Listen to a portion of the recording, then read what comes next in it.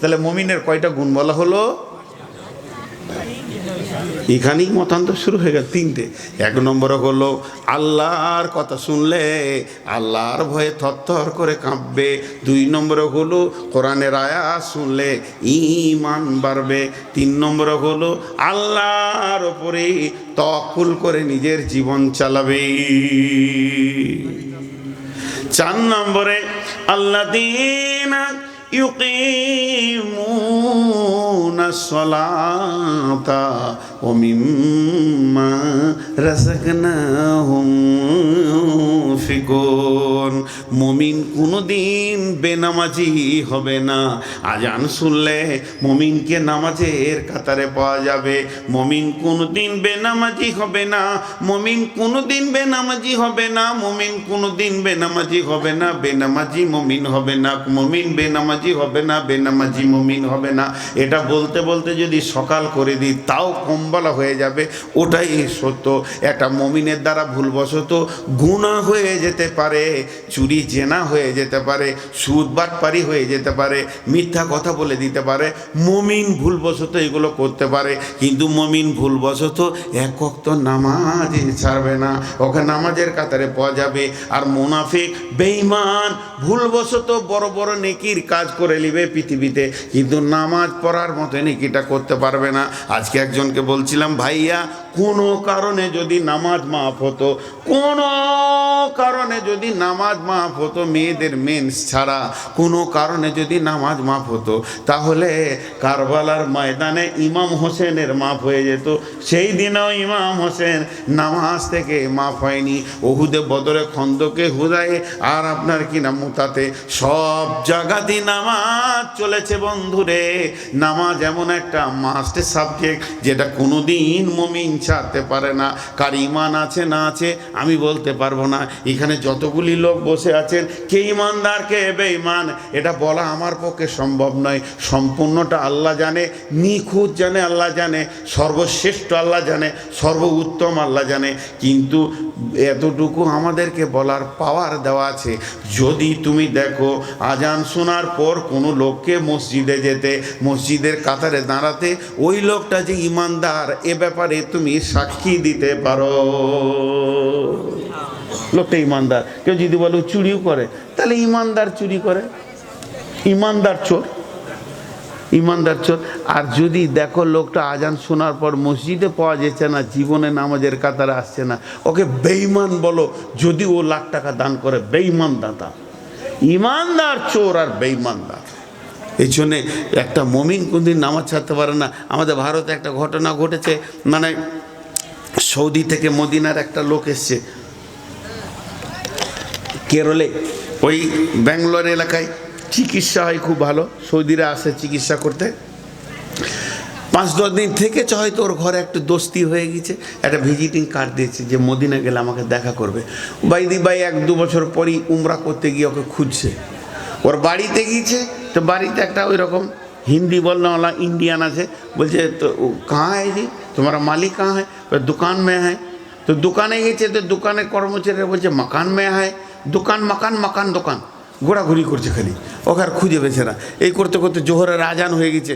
তখন বলছে আর কি করব, নামাজ পড়ি। ওকে খুঁজে লাভ নেই, পাবো না। যখন নামাজ পড়তে গিয়ে দেখছে সামনে কাতার ইগু নামাজ পড়ছে, পেয়ে গেছে লোকটাকে। খুব খুশি, খুব আনন্দ। হোটেলে গিয়ে খাও, এটা সেটা, কোল্ড ড্রিঙ্কস, ঠান্ডার জুস খাওয়ানো সব চলছে। তো ইন্ডিয়ান লোকটা জোরে নিঃশ্বাস ছেড়ে বলছে, ভাই 1-1.5 ঘন্টা তো আপনাদের এই মরুভূমি দেশে আমি হেঁটে ক্লান্ত হয়ে গেছি। কেন ভাই? বলে ঘরে যাচ্ছি তো বলছে দোকানে, আর দোকানে যাচ্ছি তো বলছে ঘরে। মাকান দোকান, দোকান মাকান, এই করতে করতে আমি ক্লান্ত হয়ে গেছি। তখন মদিনার লোকটা বলছে, ভাই আপনার এই প্রসেসটা ভুল হয়ে গেছে। ভুলটা আপনার, আমাদের নয়।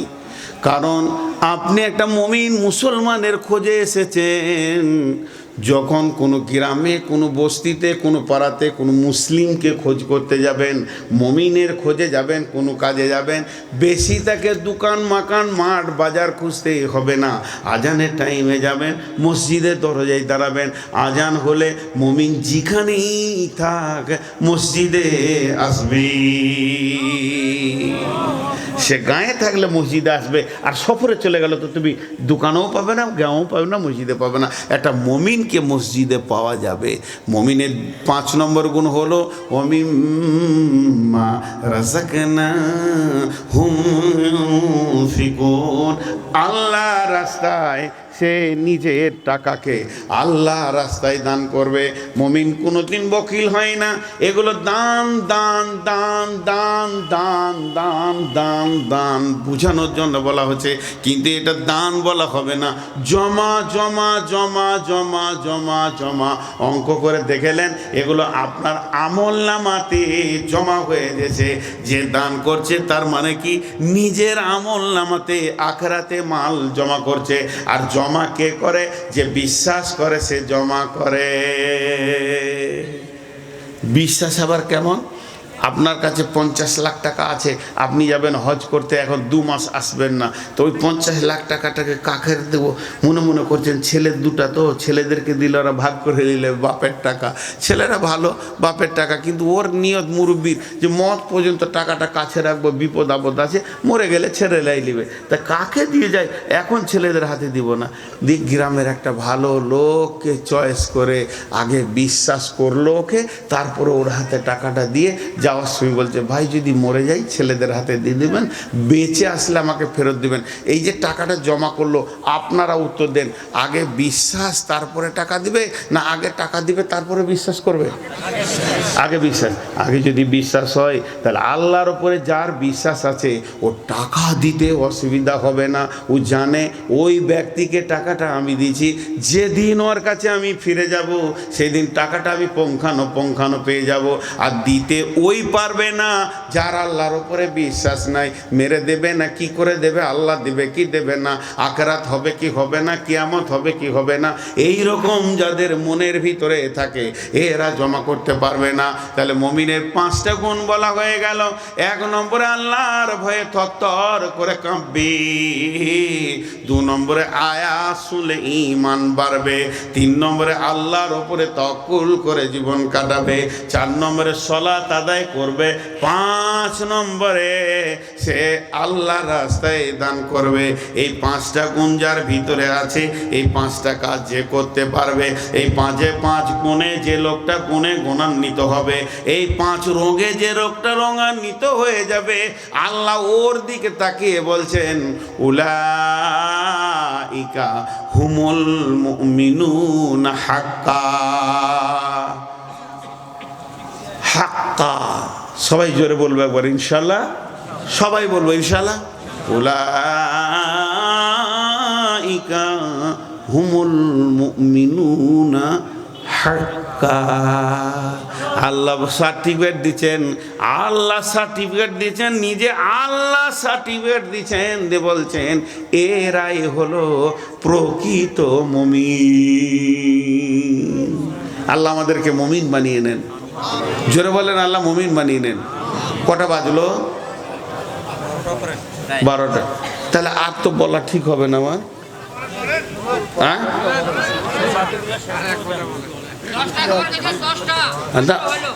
6টা হলো, 6টা হলো। 5টা গুণ আর এটা সার্টিফিকেট 6টা হলো। প্রাইস 3টে বলবো, ধৈর্য থাকবে? এই যে উঠছে, জুতো হাতে করে উঠছে, মারবে নাকি রে ভাই? আরে বাপ, ছেলে পেলে বসবি রে বাপ। আহা, বসো শোনা, বসলে ভালো লাগবে। দেখেন আপনাদের মেহমান এসে তো উনিও বসে আছেন, কষ্ট পাচ্ছেন নাকি আল্লাহ জানে। জি, এ প্রাইজ করে ছোট ছোট করে বলে দিই। 1 নম্বর প্রাইজ, রেডি হয়ে যান। প্রাইজ বর্ণনা করছেন আল্লাহ, প্রাইজ বিতরণ করছেন আল্লাহ, দেবেন। লাহুম দারাজাতুন ইনদা রাব্বিহিম। 1ম নম্বরে প্রাইজ, লাহুম দারাজাতুন ইনদা রাব্বিহিম। আল্লাহ তাবারাক ওয়া তাআলা বলছেন, মুমিন রে, তোর 1ম নম্বরের প্রাইজ হলো আল্লাহর কাছে তোর সম্মান বেড়ে যাবে। লাহুম দারাজাতুন ইনদা রব্বিহিম, তোর রবের কাছে তোর সম্মান বেড়ে যাবে। ইনদা রব্বিহিম, তোর রবের কাছে তোর সম্মান বেড়ে যাবে। এবার বলেন, আপনাদের কমিটির লোক বলছে খেয়ে নেন, চা খান, নাস্তা খান, খান খান, এখনই বের হয়ে যাব। কে বলো হুজুর বসেন, খান, চা খান। ইনি বলবেন হুজুর কেমন আছেন? ইনি বলবেন আমি বুঝতে পারছি লোকগুলো আমাকে ভালোবাসে, কিন্তু আল্লাহকে তো দেখতে পেছি না, তাহলে আমি জানবো কি করে আল্লাহ আমাকে ভালোবাসে? বন্ধুরা আমার, সেই হাদিসের মধ্যে আছে আল্লাহ তাবারক ওয়া তাআলা যাকে ভালোবাসে তার নাম ধরে আরশে মহল্লার মধ্যে ফেরেশতাদের সামনে বর্ণনা করে। আমি বাংলাদেশের চিরির বন্দরে অমুক লোকটাকে ভালোবাসি, ওই লোকটা মুমিন, ওর ঈমান আছে, ও আমাকে ভয় করে, এই জন্য ওই লোকটাকে আমি হৃদয় দিয়ে ভালোবাসি। এই কথাটা চলে আছে 7 নম্বর আসমানে। 7 নম্বর আসমানে ফেরেশতারা 6 নম্বর আসমানের ফেরেশতাকে বলে, 6 নম্বর আসমানে ফেরেশতারা 5 নম্বরে বলে। বলতে বলতে দুনিয়াটা, সেটা আমি দেখলাম না, তাও বলে দেবো কি লেখা আছে, কালেকশন করেন লেখা আছে, ঠিক না বল? 23 বছর এই কাজ করছি, আমাকে যদি চিঠি দিয়ে কালেকশন করতে বলতে হয় তাহলে আমি বক্তালয়। বিয়ে দেওয়ার পর কোনোদিন ছেলেকে বলতে হবে শ্বশুর ঘর যা, চুপ থাকেন, কতগুলো নাতি দিবেন দেখেন। মাইক আমাকে দিয়েছেন মানে আমার কাজটা আমি জানি, এখন বলছে কালেকশন করে, তাহলে বাইন শেষ করে কালেকশন শুরু করে দিই। জি, আমি খেপা লোক গো, কিছু মনে করিয়েন না, আপনাদের দেশের বাইরের লোক তো, বিদেশি লোক তো, একটু ভালোবাসেন বলেই চলে আসে। তা আল্লাহর সমস্ত ফেরেশতারা জানতে পারে, এই করতে করতে দুনিয়ায় চলে আসবে। দুনিয়াতে শুধু মানুষ নয়, জিন থেকে নিয়ে যত মাখলুক আছে সবাই ওকে ভালোবাসতে শুরু করবে। এমনকি বিষাক্ত সাপের ঘাড়ে পা পড়ে যাবে, ও বলবে ইসরে আমাকে কাটেনি। না না না, আসমান থেকে ইনফরমেশন আছে, এটা আমার বান্দা যাচ্ছে, খবরদার তুই কিছু করবি না। তার মানে হচ্ছে তোমার সম্মানের পরিধি দুনিয়াতে বেড়ে যাবে, চারিদিক থেকে এমন সম্মানে সম্মানিত হবে, তুমি বুঝে নেবে আমাকে আল্লাহ ভালোবাসি। এই যেখানে আমাকে চেয়ারে বসিয়েছেন আপনারা, প্রধান বক্তার চেয়ার, এটা আপনারা দিয়েছেন না আল্লাহ দিয়েছে? আমার আল্লাহ দিয়েছে আমাকে এই সম্মান। জি, আজকে আপনারা যে বসে আছেন এখানে চুপ করে, আপনাদের মতো হাত পাওয়ালা মানুষ আরো হাজারো আসেনি, ঠিক না বল? তাহলে এই যে দিনী মজলিসে, কোরআনের মজলিসে আপনাকে আল্লাহ বসার মতো মেন্টাল জিনিসটা তৈরি করে দিয়েছে, তোরা গিয়ে আমার মজলিসে বস, এটা কি আল্লাহর নগদ প্রাপ্য নয়? আমরা আল্লাহর কাছে একটা নগদ জিনিস পেলাম কি পেলাম না এখন? তাহলে এখান থেকে বুঝে নিতে হবে আল্লাহ আমাকে ভালোবাসেন। ভালোবাসেন বলে বসার তৌফিকটা দিয়েছে, যাকে ভালোবাসছে না সে চুলকে চুলকে ঘুরে বেড়াচ্ছে, খালি মেলাতে বাদাম আর চানাচুর খেচার ঘুরে ঘুরে বেড়াচ্ছে। এইটাই হচ্ছে ভালোবাসার প্রতীক চিহ্ন। এই লোকগুলোর কত কাজ আছে, ইনি একটা প্রচণ্ড ব্যস্ত মানুষ, ওনার কি বসার দরকার ছিল এতক্ষণ, কিন্তু ওনাকে আল্লাহ বলছে বসে যা, কোরআনের তফসির চলছে শোন, আমি তোকে ভালোবাসি, তোকে শুনতে হবে। উনি বসতে বাধ্য হয়ে গেছেন। এই ইনফরমেশনটা আল্লাহর কাছ থেকে আসছে, মানে আল্লাহ যাকে ভালোবাসে নিজের দিকে হৃদয় ভরে তাকে টেনে নেয়। এর জন্য আল্লাহ বলছেন লাহুম দারাজাতুন ইনদা রাব্বিহিম, মুমিনের দল আল্লাহর কাছ থেকে পৃথিবীতে নগদ কিছু প্রাপ্য পাবে। 2 নম্বর ওয়া মাগফিরাতুন, পৃথিবীর এমন একটা মানুষ দেখাতে পাবেন না বিশ্ব নবী ছাড়া যার গুনাহ নাই। পারবে কি? এটা মেয়ে ছেলে বলে না পুরুষের বলে? সুবহানাল্লাহ, সুবহানাল্লাহ। কার ঘরে মেয়ে রে? আহা, ও যার ঘর যাবে জ্বালিয়ে ছেড়ে দেবে রে। আল্লাহ এরকম মেয়ে থেকে আল্লাহ গজব থেকে বাঁচাও। ওর যত এত কণ্ঠস্বর, আল্লাহ আকবার, ওর শ্বশুরকে জবাই করবে। কঠিন মেয়ে, আমি এতদিন জালসা করছি, এত শক্ত কণ্ঠের মেয়ে দেখি নেই। আহারে, তো আল্লাহ তাবারাক ওয়া তাআলা গুনাহ মাফের ব্যাপারে বলছেন ওয়া মাগফিরাতুন, পৃথিবীর এমন একটা মানুষ নাই যার গুনাহ নাই। গোনার ভিতরে সব ডুবে আছি। আল্লাহ বলছে মুমিন রে, গুনাহ করবি তুই, মাফের দায়িত্ব আমি নিলাম। যারা বলে সুবহানাল্লাহ, এর থেকে আনন্দ কি হতে পারে?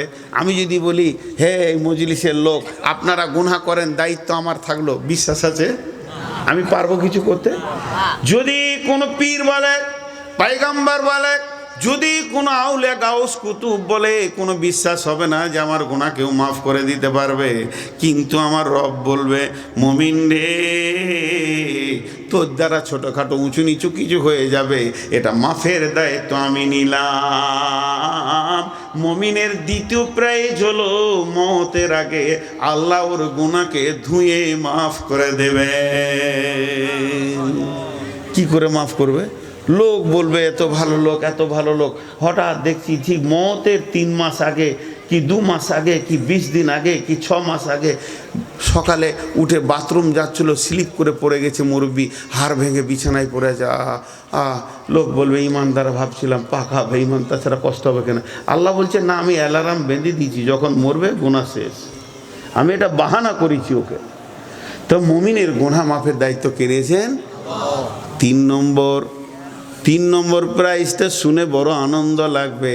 আল্লাহ বলছেন রিজকুন করিম, মুমিন রে তোদেরকে আমি সম্মানের রুজি খাওয়াবো। জি, সম্মানের রুজি খাবে।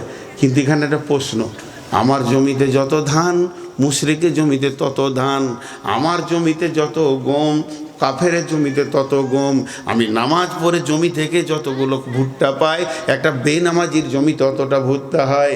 আর একটা নাস্তিক মাছ মাংস খেলে যে তৃপ্তি পায়, যে তার শরীরটা যেরকম সুস্থ থাকে, একটা ইমানদার মাছ মাংস খেলে তাই হয়। এই পৃথিবীতে দেখা যাচ্ছে বেঈমান যতটা ধান কাটে, ইমানদার অতগুলো ধান কাটে। তাহলে এবার বলা যেছে আল্লাহ তুমি যে বললে ইমানদারদেরকে সম্মানের রুজি খাওয়াবো, যদি বেঈমানদেরকে না খাওয়াতে, ওরা মাংস খেলে তেতো লাগতো, ওরা মাছ খেলে যদি বমি আসতো, আমাকে খেয়ে যদি তৃপ্তি লাগতো, তাহলে বলতাম আল্লাহ তুমি মুমিনকে খাওয়াচ্ছ, তুমি তো সবাইকে খাওয়াতে রয়েছো, অথচ আমাদের জন্য বলে ওয়ারিসুকুম করিম, মুমিন রে তোদেরকে সম্মানের রুজি খাওয়াবো।